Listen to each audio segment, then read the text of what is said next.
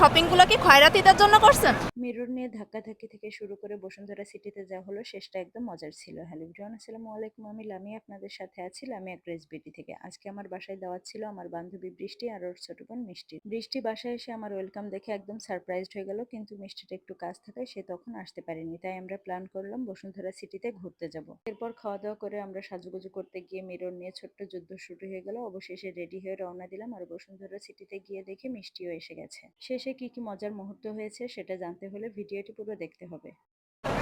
বৈশাখ কেমন ছিল? খুবই ভালো। তোমার সাথে সময় কাটছে, অবশ্যই ভালো গেছে। কি কি খাইছিলেন? খিচুড়ি, মাংস, ডিম ভাজি।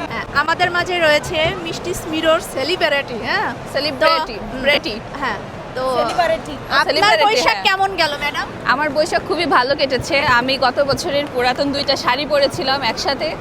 তারপরে পান্তা খেয়েছি, ইলিশ খেয়েছি, আলু ভর্তা খেয়েছি, বেগুন ভাজি খেয়েছি আমরা একসাথে। অনেক কিছু হ্যাঁ, তারপরে আমরা ঘুরতে গিয়েছি, মজা করেছি। আমরা খুব সুন্দরভাবে সবাই মিলে একসাথে।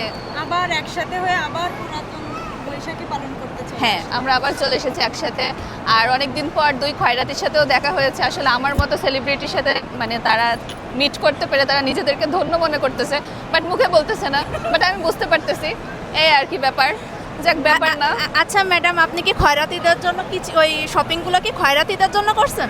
না, আসলে শপিংগুলো হ্যাঁ আপনাদের মতো খয়রাতিদের জন্যই করেছি। একটু পরে আমি এগুলো বিলোতন করে দিব, বাট সেটা অফ ক্যামেরায়। এটা দেখাতে হবে। না সেটা না দেখালে পাবলিক গ্রাম বুঝবে থেকে না। ঢাকা এসে মার্কেট করো, তখন তোমাদের ফিল হয় কেমন বলো তো একটু শুনি। গ্রামের চাচাতো বোন ফিল হয়। হ্যাঁ, একেবারে গ্রামের চাচাতো বোন ফিল হয়।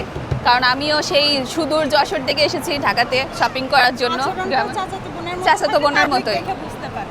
হ্যাঁ, বুঝতে পারে, কিন্তু এখন চেষ্টা। পান্তাভাত দিয়ে এসেছো? হ্যাঁ পান্তাভাত দিয়ে এসেছো গ্রামে থেকে? হ্যাঁ হ্যাঁ পান্তাভাত দিয়ে এসেছি, কিন্তু আসলে অনেকে বুঝতে পারে না যে আমি চাচাতো বোন। আছে আমরা কি ভাগা পাবো? হ্যাঁ, অবশ্যই অবশ্যই ফ্রিজে রাখা আছে বাসি সেটা বাসি। খেলে আবার টাল হয়ে যাবে। হ্যাঁ